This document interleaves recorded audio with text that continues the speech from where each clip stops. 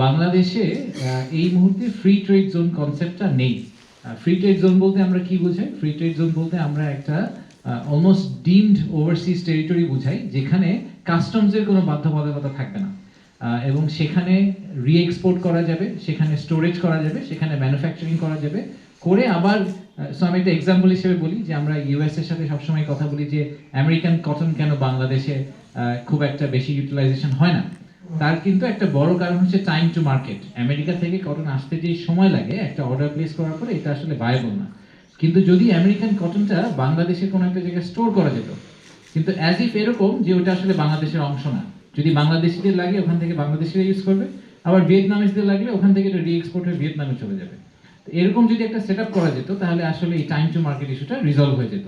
তো আমরা এইরকম একটা ফ্রি ট্রেড জোন এলাকায় তৈরি করার জন্য নীতিগত সমর্থন আজকে এখান থেকে পেয়েছি।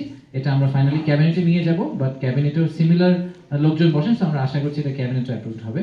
এই ফ্রি ট্রেড জোনের লোকেশন হিসাবে ইনিশিয়ালি আনোয়ারাতে, চট্টগ্রামের আনোয়ারাকে আইডেন্টিফাই করা হয়েছে। প্রায় 600-650 একর জমির উপরে একটা ফ্রি ট্রেড জোন তৈরি করার চেষ্টা চলছে।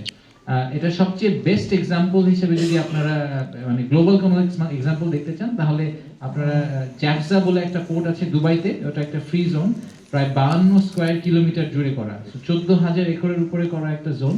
সেই জোনটি ইনফ্যাক্ট ইন্ডিপেন্ডেন্টলি $190 বিলিয়ন ট্রেড করে। বাংলাদেশের টোটাল ট্রেডের তুলনায় ওই ছোট্ট জোনটাতে ট্রেড ভলিউম ইজ হায়ার, এবং সেটা দুবাই ইকোনমিতে প্রায় 36% জিডিপি কন্ট্রিবিউশন করে। তো আমাদেরও ফ্রি ট্রেড জোন থেকে এক্সপেকটেশন হচ্ছে যে এই ফ্রি ট্রেড জোনটা will become the heart of our trade and economic movement.